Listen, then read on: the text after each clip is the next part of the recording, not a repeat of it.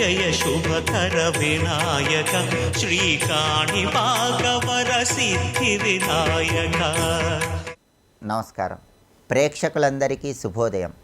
ఈనాటి శుభయోగం శీర్షికన వేదాలలో ఉపనిషత్తులలో ఓంకార ప్రణవ స్వరూప వైభవాన్ని తెలియజెప్పే మంత్రమేంటో, ఉపనిషత్తులకు శాంతి మంత్రంగా చెప్పబడేటటువంటి ఆ ఓంకార ప్రణవ స్వరూపానికి సంబంధించిన మంత్రాన్ని శ్రవణం చేస్తే ఎటువంటి సత్ఫలితాలు కలుగుతాయో పరిశీలిద్దాం. ప్రధానంగా ఉపనిషత్తులకి శాంతి మంత్రంగా ఓంకార ప్రణవ స్వరూపానికి సంబంధించిన మంత్రం చెప్పడం జరిగింది. ఆ మంత్రం ఏంటంటే, ఓం యశ్చందసాం వృషభో విశ్వరూపః ఛందోభ్యోదమృతా సంబభూవ సమ్మేంద్రో మేధయా స్పృణోతు అమృతస్య దేవధారణో భూయాసం శరీరం మే విచర్షణం జిహ్వా మే మధుమత్తమా కర్ణాభ్యాం భూరి విశ్రువం బ్రహ్మణః కోశో అపి మేధాయాపి హితః శృతం మే గోపాయ. ఓం శాంతి శాంతి శాంతి. ఉపనిషత్తులలో వేదములలో చెప్పబడిన ఓంకార ప్రణవ స్వరూపానికి సంబంధించిన శాంతి మంత్రం ఇది. ఈ మంత్రాన్ని శ్రవణం చేస్తేనే నిర్గుణ నిర్వికార నిరంజనుడైనటువంటి పరబ్రహ్మ స్వరూపమైన పరమాత్మ అనుగ్రహానికి ప్రతి ఒక్కరూ సులభంగా పాత్రులు కావచ్చు. దీనిలో ఉన్న భావాన్ని పరిశీలిస్తే, యశ్చందసాం వృషభో విశ్వరూపః అంటే అర్థం ఏంటంటే, ఛందస అంటే వేదాలు, వృషభ అంటే అందులో ఉన్న ధర్మశక్తి. ఏ వేదాలైతే ధర్మశక్తికి మూలమైనటువంటి ఓంకార స్వరూపాన్ని కలిగి ఉన్నాయో అలాంటి ఓంకార స్వరూపానికి నమస్కారం. ఛందోభ్యోదమృతా సంబభూవ అంటే వేదాలన్నిటిలో కూడా ఉన్నటువంటి ఓంకారము అమృతతత్వాన్ని కలిగింపజేస్తుంది. సమేంద్రో మేధయా స్పృణోతు. ఇక్కడ సమేంద్రో అన్నారు అంటే ఇంద్ర అనే శబ్దానికి ఇక్కడ ఓంకారం అని అర్థం తీసుకోవాలి. సమేంద్రో మేధయా స్పృణోతు. వేదములలో చెప్పబడిన ఓంకార ప్రణవ స్వరూపము నాకు మేధస్సును కలిగింపజేయాలి. అమృతస్య దేవధారణో భూయాసం. ఆ అద్భుతమైన దైవీ శక్తి కలిగిన ఓంకారము నాకు అమృత తత్వాన్ని కలిగింపజేయాలి. నాలో ఉన్న చెడు భావనలు తొలగింపజేయాలి. శరీరం మే విచర్షణం. ఓంకార ప్రణవ స్వరూపాన్ని నేను జపిస్తే శరీరంలో చైతన్య శక్తి కలగాలి. జిహ్వా మే మధుమత్తమా. నా నాలుక ఎప్పుడూ కూడా తియ్యటి మాటలు మాట్లాడేలాగా ఓంకార శక్తి కలగాలి. కర్ణాభ్యాం భూరి విశ్రువం. నా చెవులు ఎల్లప్పుడూ కూడా మంచి శబ్దాలు వినేలాగా ఓంకార ప్రణవ స్వరూపం నన్ను అనుగ్రహించాలి.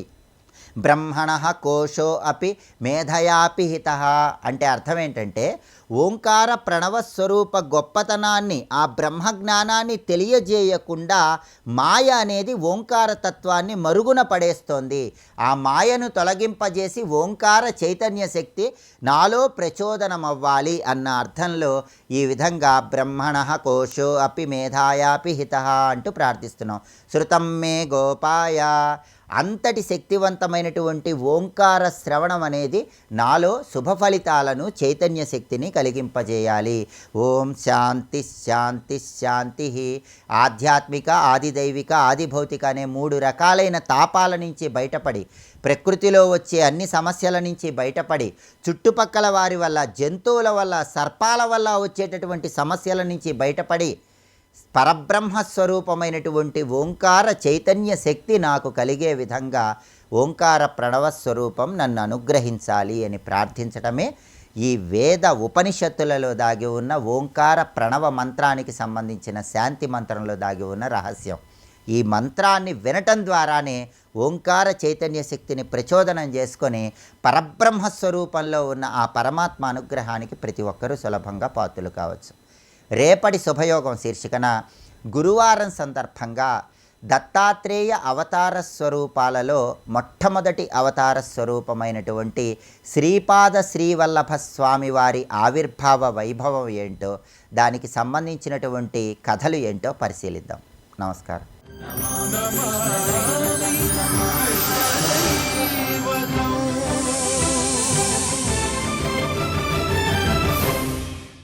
ఆవు కాలి గిట్ట నుంచి రేగిన దుమ్ము గంగ కంటే పవిత్రం అంటారే, ఆ దుమ్ముతో వాళ్ళు ప్రకాశిస్తుంటారు. గోధూళి ధూసరిత కోమల గోపవేషం గోపాల బాలక సతేరనుగమ్యమానం సాయంతనం ప్రతి గృహం ప్రతి పశుబంధనార్థం గచ్చంతమచ్యుత శిశుం ప్రణతోస్మి నిత్యం అన్నాడు లీలశివుడు. 2-3 చోట చెప్తాడు గోధూళి ధూసరిత కోమల గోపవేషం అని ఒక చోట, ఇక్కడ మరొక చోట గోధూళి ధూసరిత కోమల కుంతలాగ్రం గోవర్ధనోద్ధరణ కేళి కృత ప్రయాసం అని మరొక శ్లోకంలో చెప్తాడు. గోధూళి అంటుకున్నటువంటి కృష్ణుడు ఎంత అందంగా ఉంటాడో, పగది అంటించుకోవడం కోసం దిగట్టి దీనికి ఇక్కడ గోలోకం నుంచి వైకుంఠం నుంచి దిగింది ఎందుకంటే దానికోసం. పైగా ఆ ఆవు పేడ వాడితో తడిసిపోయినటువంటి ఆ వీధుల్లో మట్టి తన పాదాలకు అంటాలని పాదరక్షలు లేకుండా పరిగెడతాడు అక్కడ. ఎంత గొప్ప విషయం అండి. ఎలాంటి పాదాలు? నిఖిలాగమమౌళిలాలితం పదకమలం పరమస్య తేజస వ్రజభువి బహుమన్మహేతరాం సరస కరీష విశేష ఋషితం అంటాడు లీలాసుకుడు. అరే, యోగులు హృదయాల్లో పెట్టుకుని లాలించే పాదాలు, లక్ష్మీదేవి ఒళ్ళు పెట్టుకుని వస్తే పాదాలు సరస కరీష విశేష ఋషితం, అటువంటి పాదములవి. అలాంటి ఆవు పేడ అంటుకోవడం ఇవన్నీ చిన్న విషయం అనుకున్నావా? పైగా ప్రేక్ష్యంచహర్నిశమలం సుముఖం గవాంచ, సుముఖము ఏదంటే గోవే. ఇది బాగా తెలుసుకోవాలి, గోవు సుముఖము. అందుకే భీష్మ పితామహుడే చెప్తాడు, ఆవులు నా ముందుండుగాక గావో మమాగ్రత సంతు, నా ముందుండాలి, నా వెనకుండాలి, నా ఇరుప్రక్కలా ఉండాలి. గవా మధ్యే వసామ్యహం, ఆవుల మధ్యలో నివసిస్తాను, పొద్దున్న లేస్తూనే ఆవులను చూడాలి అని శ్లోకములు చదువుకోమని చెప్పారు ప్రాతకాలంలో. అలాంటి గోవులతో నడుస్తూ గోవుల్ని పాలించేటటువంటి వారి కంటే గొప్ప జాతి ఉంటుందా?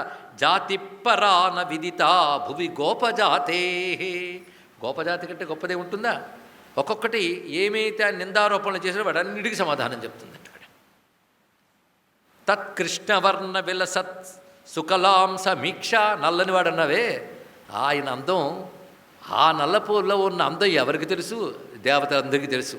అందుకే నీలకంఠుడు, తెల్లని నీలకంఠుడు కూడా ఆయన కోసం పిచ్చెక్కి పెరుగుతాడు. అందుకే జడలు కట్టేసుకుని బూడిద పూసుకుని పిచ్చెక్కిపోయాడు. ఎందుకంటే ఆ కృష్ణుడి వెంట పరిగెత్తడానికి. ఇది తెలుసుకో.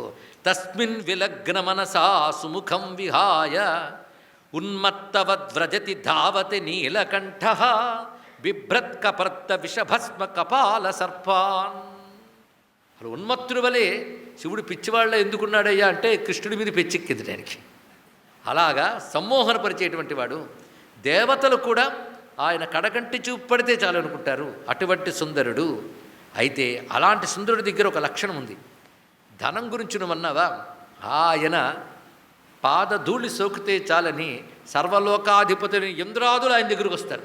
ఇదంతా వింటూ ఉంటే కృష్ణతత్వం, కృష్ణుని యొక్క గొప్పతనం, కృష్ణ పారమ్యం రాధాదేవి చెప్తూ ఉంటే వింటున్నాడు గోపదేవత గారు. అంటే తానే 4 తిట్టి ఆవిడ తిట్టించుకుంటున్నాడు ఇక్కడ. ఆ కృష్ణుని గొప్పతనం కీర్తిస్తూ బుద్ధుందా ఇలా మాట్లాడతావు నువ్వు అని అంటుంది ఇక్కడ. ఎంత రమ్యమైన మాటలు ఇవన్నీ కూడా. అచ్చం పార్వతీదేవి శివుడి దగ్గర కుమార సంభవంలో చెప్పినట్లేనండి. ఏంటో ఆ పోలికలల్లగా శాంభవి శంభులకి రాధాకృష్ణులకి ఉన్నటువంటి ఒకానొక పోలిక, రమ్యమైన పోలిక.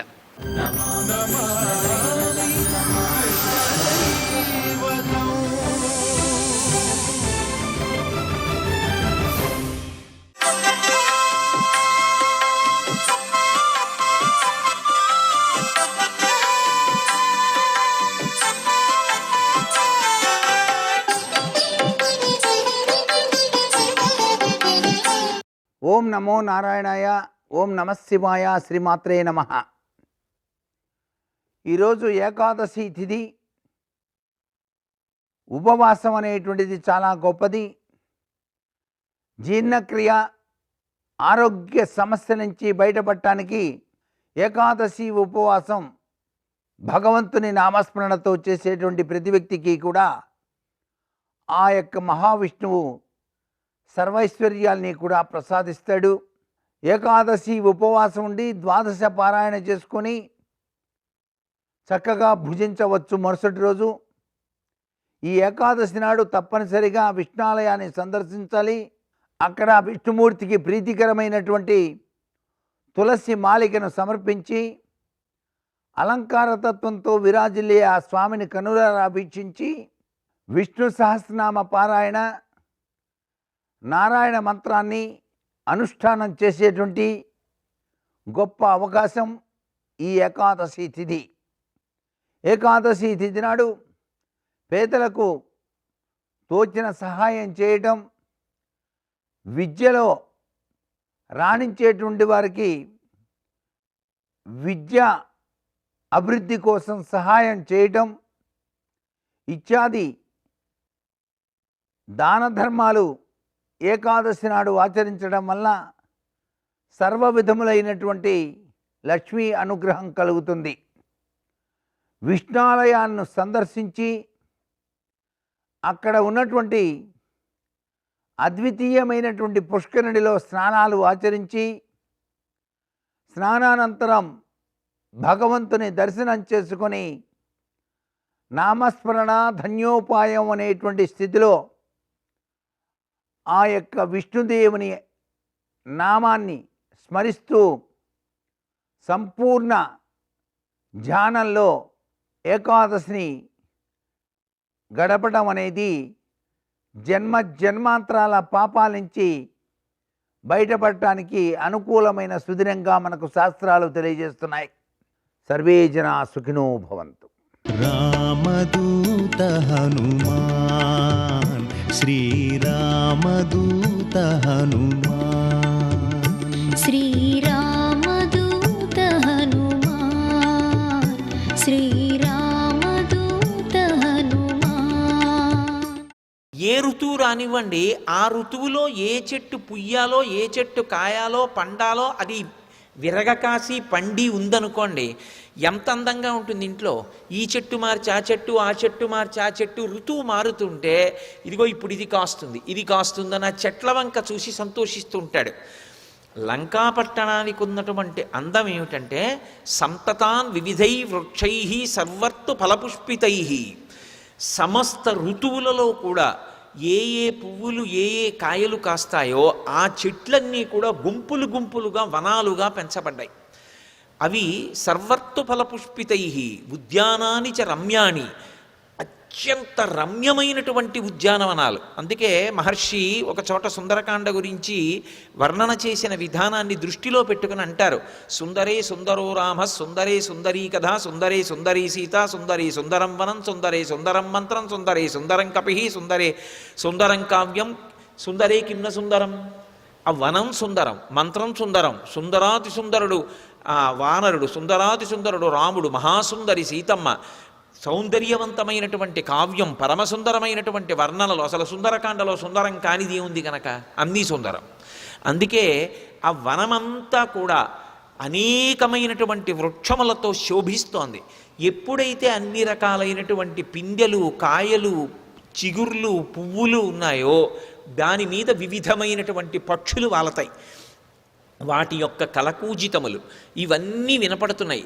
ఎంత సంతోషంగా, మనసు ఎంత ప్రసన్నంగా, ఎంత ఆనందం పొందే విధంగా ఉంటుంది.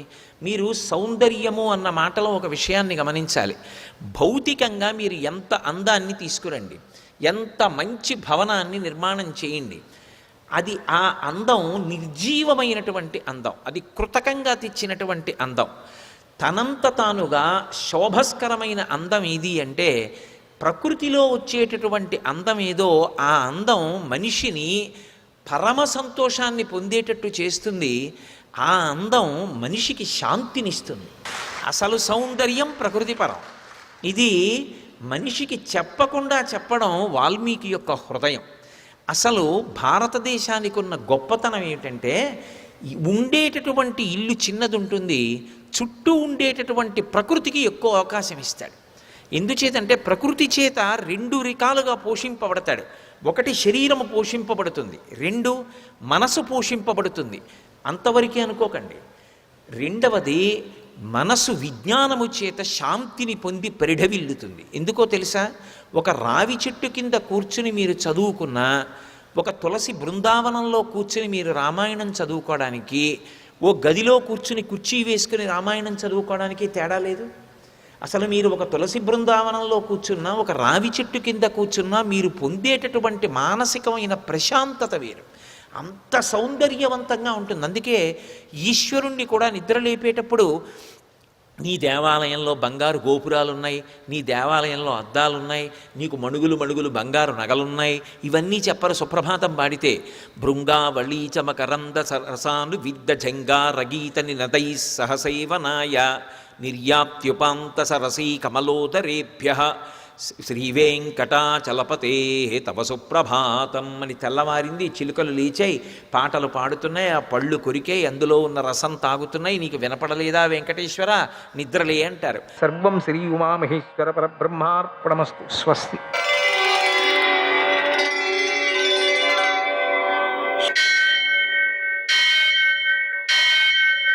సహస్రశీరుషం దేవం విశ్వాక్షం విశ్వశంభువం విశ్వం నారాయణం దేవమక్షరం పరమం పదం విశ్వతః పరమాం నిత్యం విశ్వం నారాయణగుం హరిం విశ్వమేవేదం పురుషస్తద్విశ్వముపజీవతి పతిం విశ్వస్యాత్మేశ్వరం శాశ్వతం శివమచ్యుతం నారాయణం మహాజ్ఞేయం విశ్వాత్మానం పరాయణం. సూర్యశౌర్యమథేందురింద్ర పదవీ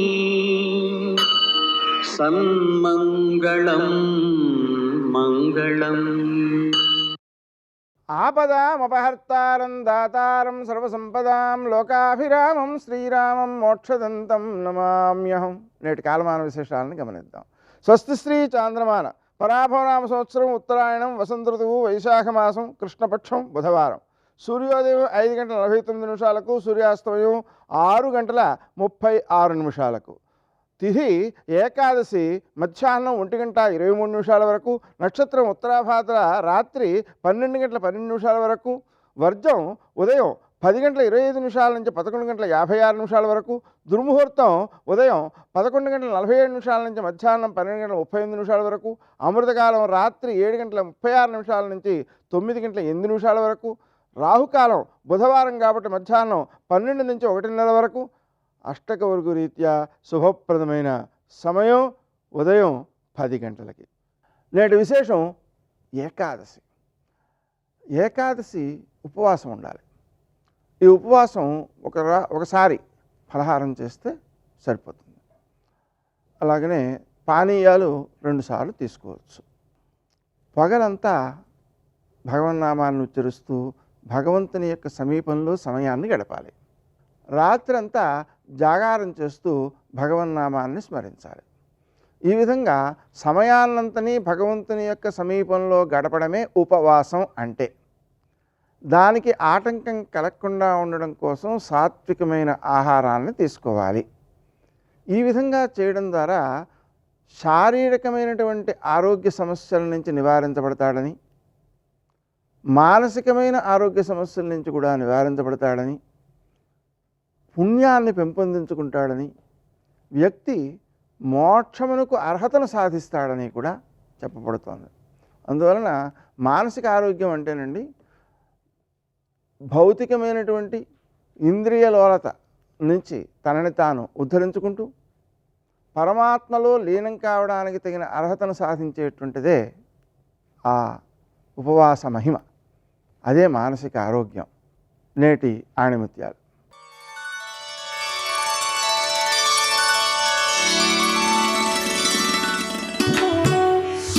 ఆధ్యాత్మిక మార్గం అనంతమైనది. దారిలో వచ్చే మజిలీలను ఆస్వాదించాలే కానీ మధ్యలో ఆగిపోకూడదు.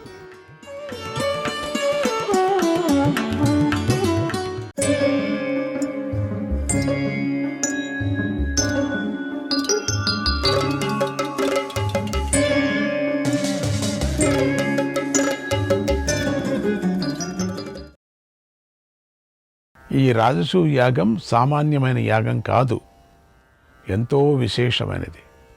దీనికి ఎన్నో ఆటంకాలు కలుగుతాయి. బ్రహ్మరాక్షసులు ఈ యాగాన్ని నాశనం చేయాలని చూస్తూ ఉంటారు. చాలా విఘ్నాలు కల్పిస్తూ ఉంటారు. యుద్ధం చ క్షత్ర శమనం పృథివీక్షయ కారణం కించిదేవ నిమిత్తం చ భవత్యత్ర క్షయావహం భవత్యత్ర క్షయావహం క్షయావహం. ఈ యాగాన్ని ఆచరించటం వల్ల భూమిపై సకల క్షత్రియులు నశించిపోయే యుద్ధం పుట్టవచ్చు. కలహానికి కారణమైన సంఘటన జరిగే అవకాశం కూడా ఏర్పడవచ్చు.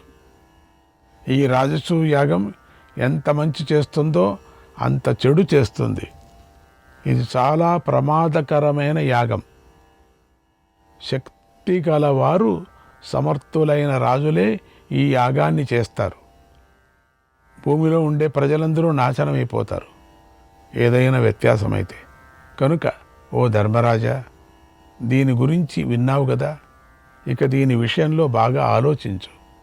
ఇది నీకు మంచిది అనిపిస్తేనే చెయ్యి, చెయ్యగలను అనిపిస్తేనే చెయ్యి, లేకపోతే ఊరికే ఉండిపో. ప్రజలను రక్షించటంలో నువ్వు ఎప్పుడూ జాగ్రత్తగా ఉండు, సిద్ధంగా ఉండు. ఈ లోకంలో అభివృద్ధిని పొందు, ఆనందంగా ఉండు, బ్రాహ్మణులకు ధనమిచ్చి సంతోషపెట్టు. ఇంతే చాలు. ఈ యజ్ఞం చేయకూడదు అని యోచన చేయి. ఇంతవరకు నువ్వు అడిగిన విషయాలన్నీ వివరంగా నీకు చెప్పాను. ఇక నువ్వు అనుమతిస్తే నువ్వు ఇక్కడ ద్వారకా నగరానికి వెళతాను, కృష్ణుడిని చూడాలి కదా అని నారద మహర్షి పాండవుల వద్ద సెలవు తీసుకున్నాడు. జాగ్రత్త రాజసూయ యాగం తనతో పాటు వచ్చిన మనులతో కలిసి అక్కడి నుంచి వెళ్ళిపోయాడు. తర్వాత ధర్మరాజు తన సోదరులతో కలిసి రాజసూయ యాగం ఎలా చెయ్యాలి పట్టిపోయింది దీనికి ఇప్పుడు. ఎందుకంటే పాండు తన తండ్రిని ఇంకా లోకానికి, ముందు లోకానికి, బ్రహ్మలోకానికి పంపించాలని ఆశ పుట్టింది. రాజసూయ యాగం ఎలా చెయ్యాలి, ఏ విధంగా చెయ్యాలి, తండ్రి అయినటువంటి పాండురాజు యొక్క కోరికను ఎలా తీర్చాలి, ఏది ఆచరిస్తే ఆయన ఉత్తమ లోకాన్ని పొందుతాడు అని ఆలోచించాడు. శ్రీకృష్ణాయ పరమాత్మనే నమః. 13వ అధ్యాయం. రాజసూయ యాగం గురించి నారద మహర్షి చెప్పగానే ధర్మరాజు మనస్సంతా ఆ యాగం మీదే లగ్నమైపోయింది. ఇన్ని సభాల వివరణ చేస్తూ వరుణదేవుడిది, యమదేవుడిది, ఇంద్రదేవుడిది, బ్రహ్మదేవుడిది, ఇవన్నీ సభలు చేస్తూ మా నాన్నగారు ఎందుకు ఆ పెద్ద సభలో వెళ్ళలేదు అన్నప్పుడు, హరిశ్చంద్రుడు మాత్రమే ఎందుకు వెళ్ళాడు అన్నప్పుడు, మీ నాన్నగారు రాజసూయ యాగం చేయలేదు, ఆయన కానీ ఆయన పిల్లలు కానీ చేస్తే అనే విధంగా నారదుడు చెప్పటంతో అప్పుడు ధర్మరాజు మనస్సంతా ఆ రాజసూయ యాగం మీద లగ్నమైపోయింది. అంతవరకు రాలేదు. ఇన్ని సభా వివరణలు అయిన తర్వాత ఇది రావటానికే ఏమైనా చేశారేమో, ఇది రావటానికే ఇవన్నీ కూడా అయింది అనిపిస్తుంది మనకు. ఆయన దాని గురించే ఆలోచించాడు, దాని గురించే లోపల మథన పడ్డాడు, ప్రశాంతంగా ఉండలేకపోయాడు. ఎట్లయినా కానీ నేను యజ్ఞం చేయాల్సిందే, రాజసూయ యాగాన్ని చేయాల్సిందే, నా తండ్రి గారైనటువంటి పాండు చక్రవర్తిని వెళ్ళి బ్రహ్మసభలో కూర్చోబెట్టాల్సిందే. ఏం హరిశ్చంద్రుడు వాళ్ళంతా వెళ్ళారు, మా నాన్నగారు ఎందుకు వెళ్ళకూడదు? ఏదో వరుణ సభలో అటువంటి సభలో ఉన్నారే, ఏమిటిది? రాజసూయ యాగాన్ని చేసినటువంటి రాజఋషుల గొప్పతనాన్ని విన్నాడు. వారు ఉత్తమ లోకాలు పొందిన విధానం గురించి ఆలోచించాడు. హరిశ్చంద్రుడి వైభవాన్ని గుర్తు చేసుకున్నాడు. రాజసూయ యాగం చేస్తే బాగుంటుంది అనుకున్నాడు. తర్వాత సభలోని వారినంతా సత్కరించాడు. చాలామంది ఉన్నారు సభలో, అంతా వింటున్నారు. నారద మహర్షి చెప్తున్నాడు కదా సభ, ఆ సభలో వాళ్ళందరూ కూడా చాలా సంతోషపడ్డారు. వాళ్ళకంతా సత్కారాలను చేస్తూ మళ్ళీ రాజసూయ యాగాన్ని ఎలా చేయాలా ఇదే యోచన పట్టుకుంది ఆయనకి. ఇక పగలు రాత్రి అదే యోచన. ఎందుకంటే తండ్రిని ఇంకొక సభకు పంపించాలని, అది ఏ సభ ఉండొచ్చు? నిన్న విన్నారు మీరు. అది కనిపెట్టండి అని యాగం మీదే మనస్సు కలిగి ఉన్నాడు. తర్వాత తన ధర్మం గురించి కూడా ఆలోచిస్తూ సర్వలోకహితం మీద మనస్సు పెట్టాడు. ప్రజలందరినీ చక్కగా పాలిస్తూ అనుగ్రహిస్తూ అందరికీ సమానంగా మేలు చేకూర్చాడు. తన క్రింది అధికారులను, ఎందుకంటే నారదుడు ఏమేమి చెప్పాడో అవన్నీ కూడా ఒక్కటి తప్పకోకుండా ఎన్ని ప్రశ్నలు వేశారు నారదుడు. ఆ ప్రశ్నల్లోనే ఉపదేశం చేశారు. అందుకే మహాభారతం వినాలనేది. నారదుడు చేసినటువంటి ఉపదేశం ప్రపంచంలో అధికారులు అనిపించుకున్న వాళ్ళందరికీ కూడా పనికొస్తుంది. ఆ ప్రకారంగా నడిస్తే ఏ దేశమైనా బాగుంటుంది. ఈ విధమైనటువంటి రోగాలు రుజినాలు రావు, యుద్ధాలు రావు. అట్లా లేలే, ఏం చేసేది? కోప మతాలను విడిచిపెట్టండి అని తన కింద ఉండే వాళ్ళందరికీ కూడా నారదుడు చెప్పినట్టుగా అందరికీ బుద్ధి చెప్పాడు. ఎవరేది కోరితే వారికి అది ఇవ్వండి. మన రాజ్యంలో ధర్మరాజా, నువ్వు చక్కగా పాలిస్తున్నావు, నీ పాలన బాగుంది అనే మాట వినిపించాలి నాకు, తప్పితే మరో మాట వినిపించకూడదని శాసించాడు. ధర్మరాజు పాలన బాగుంది, ఇంద్రుడి పాలనలాగా ఉంది, ఈ విధంగా బ్రహ్మ పాలనలాగా ఉన్నది, ఈ విధంగా శాసనం చేశాడు. ఎందుకు అన్ని పేర్లు చెప్పాడు అంటే మనం ఇంతవరకు ఆ సభల గురించి విన్నాం కదా. అందుకని మంత్రులు, అధికారులు ఆ మాటలను పాటించారు, అందరూ పాటించారు. ప్రజలందరికీ ధర్మరాజు మీద ప్రేమాభిమానాలు పెరిగిపోయాయి.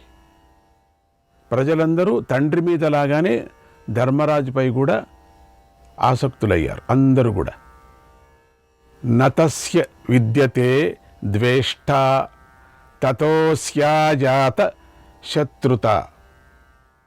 శత్రుత, రాజ్యంలో ధర్మరాజును ద్వేషించేవారే లేరు.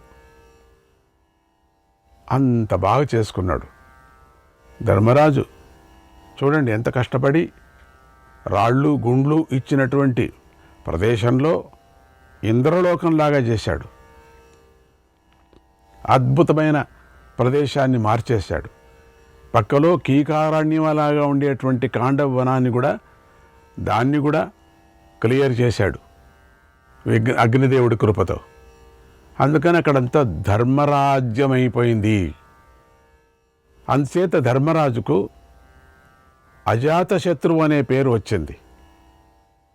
జనకుడికి వచ్చినట్టుగా ధర్మరాజుకు కూడా అజాతశత్రు. శత్రువులే లేరు ధర్మరాజుకి, ఎక్కడా శత్రువు లేరు. అదే పేరు సార్థకమైంది కూడా తన రాజ్యంలో. ఒక్క దుర్యోధనుడు తప్పితే, అది తర్వాత చెప్తాను రండి. ధర్మరాజు అందరినీ ఆదరిస్తూ ఉన్నాడు. భీముడు అందరినీ రక్షిస్తూ ఉన్నాడు. అర్జునుడు శత్రువులను అణిచివేస్తూ ఉన్నాడు అప్పుడప్పుడు అక్కడక్కడక్కడ. సహదేవుడు ధర్మబోధ చేస్తూ ఉన్నాడు. ప్రతి ఊరికి వెళ్ళటం సహదేవుడు, నకులుడు అందరితోనూ వినయంగా మాట్లాడుతూ ధర్మబోధన చేస్తున్నారు. నారద భగవాను ఉపదేశించినటువంటి తత్వాలన్నీ కూడా ప్రజలకు చెప్తున్నాడు. అది రామరాజ్యంలాగా. రామరాజ్యం అంటే అందరికీ అర్థమవుతుంది కదా. రామావతారం రామరాజ్యం అంటే అప్పుడు అందరికీ మీకు బాగా తెలుసు. అటువంటి రామరాజ్యంలాగా ధర్మరాజ్యంలో అట్లా ధర్మరాజ్యం అయిపోయింది ఇది. అంచేత రాజ్యంలోని నగరాలన్నిటిలోనూ కొట్టుకోవటాలు లేవు, ఎక్కడ పోట్లాట్లు లేవు, మరి తిట్టుకోవటాలు లేవు. ఎక్కడ ఏ ఇంట్లో కూడా మీరు చెవు పెట్టుకొని ఇల్లు ఇల్లు వెతికినప్పటికి కూడా ఇండ్లలో భార్యాభర్తలు ఎవరూ కొట్టుకోవటం లేదు. గొడవలు లేవు, గోలలు లేవు, భయాలు లేవు, దొంగతనాలు లేవు. ఎంత బాగుంటుందండి. అందరూ ధర్మం మీదే ఆసక్తితో ఉన్నారు ఆ రాజ్యంలో. ధర్మరాజు యొక్క రాజ్యంలో చెప్పాను కదా, దొంగతనం లేవు, అబద్ధాలాడవు, పోట్లాటలేవు. మనకు మనమే ధర్మాన్ని అనుసరిస్తే ఇప్పటికి కూడా మనకు రామరాజ్యం అవుతుంది, ధర్మరాజ్యం అవుతుంది. అందుచేత వారు కోరినప్పుడే వర్షాలు కురిశాయి. చూడండి, ఎప్పుడు కావాలంటే అప్పుడు వర్షాలు కురిశాయట. మనకు కోరటం కాదు, పాకటం చేసుకున్నా కూడా మనకు వర్షాలు కురసవు, ఏమీ రావు. అసలు వర్షం వస్తే పైన నీళ్లు కూడా కింద పడవు, అట్లా ఇంగిపోతాయి. మనకేమిటో తాపత్రయం. చక్కగా ఎంత కావాలో అంతవరకు మాత్రమే వర్షాలు కురిశాయి. మనకు ఇష్టం వచ్చినట్టు కూరపట్టించడం, లేకపోతే లేనే లేదు. కారణం మన ధర్మం, మనం సరిగా లేం, ప్రాణిహింస చేస్తాం, అబద్ధాలు ఆడతాం, మోసము, డబ్బులు, వావ్యవర్స లేదు. ధర్మరాజ్యానికి రామరాజ్యానికి పోల్చుకోండి. మీరు నేను చెప్పినట్టు వినండి, చూడండి, చూస్తాం. మీరు ధర్మరాజు చక్కని పాలన వల్ల యాగ సామాగ్రి, గోరక్షణ, జ్ఞాపకం పెట్టుకోండి, గోరక్షణ, వ్యవసాయం మొదలైనవి బాగా వృద్ధి చెందాయి. గోరక్షణ చేయాలి మనం. అందుకని ఇక్కడ గోరక్షణ, ధర్మరక్షణ, యాగరక్షణ ఎంత బాగుంది. అంతటి ధర్మరాజు పాలనలో, రాజ్యంలో వ్యాధులు లేవు. వ్యాధులు ఎక్కడుంటాయి? అగ్ని ప్రమాదాలు జరగలేదు. రాజు వల్ల కానీ, రాజు బంధువుల వల్ల కానీ మోసపోలేదు. ఎంత బాగుందండి, వినటానికే అద్భుతంగా ఉంది. అందుకే మహాభారతం. ఒకరినొకరు కూడా మోసం చేసుకోలేదు. ఇప్పుడు చూడండి, ఒకరికొకరు నమ్మటానికే వీల్లేదు. ఇంతటి లోపల ఇంత మాయ చూపించేస్తారా? ఏలు చూపించేసి హస్తం నుంగి పారేస్తారు. ఏలు చూపించడం, హస్తాన్ని ఇంతవరకు కట్ చేసుకుంటారు. ఇతర రాజులు వచ్చి కప్పాన్ని చెల్లించారు. వేరే వేరే రాజులంతా వచ్చి వాళ్ళకి కావాలి కప్పమంటే పన్ను అని, అప్పుడు పన్ను, సంధి, విగ్రహము, యానము, ఆసనము, సమాశ్రయము, ద్వైదీభావము అనేటువంటి 6 దృష్టిలో పెట్టుకొని ధర్మరాజు దగ్గర చక్కగా నడుచుకున్నారు. నారద భగవాన్ చెప్పారు కదా, ఇదంతా జ్ఞాపకం పెట్టుకోండి. రాజసంగా జీవించారు వాళ్ళందరూ కూడా. రాజజీవనం, రాజసంగా జీవిస్తూ విషయాసక్తి కలవారు. ఎంత విచ్చలివిడిగా ధనాన్ని ఖర్చు చేసినా ధర్మరాజు పాలిస్తూ ఉండగా దేశం విపరీతంగా అభివృద్ధి చెందింది. అది ఉండాల. ఇలా ధర్మంగా పాలిస్తున్న ధర్మరాజు కీర్తి అంతటా వ్యాపించింది. అట్లా వ్యాపించుకొని పోతూనే ఉంది.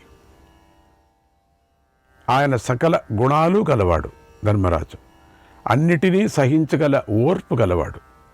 అలా చక్కగా పాలిస్తున్నటువంటి ధర్మరాజును బ్రాహ్మణుల నుండి గోపాలుల వరకు తమ తల్లితోనూ తండ్రితోనూ సమానంగా చూశారు ధర్మరాజును. కొంతమంది తండ్రి అన్నారు, కొంతమంది తల్లి అన్నారు. తల్లి ఎట్ల గౌరవమో అదే విధమైన గౌరవించారు, పూజించారు. ఒకనాడు ధర్మరాజు మంత్రులను, సోదరులను పిలిపించి, మళ్ళీ చూడండి, ఈయనకి రాజసూయాగం గురించి చర్చించాడు. అది తప్పితే ఇంకా వేరే యోచన లేదు. బాగా ఉంది రాజ్యమంతా. కాస్త ముసలోడైన తర్వాత చేసింటే బాగుండు కదా.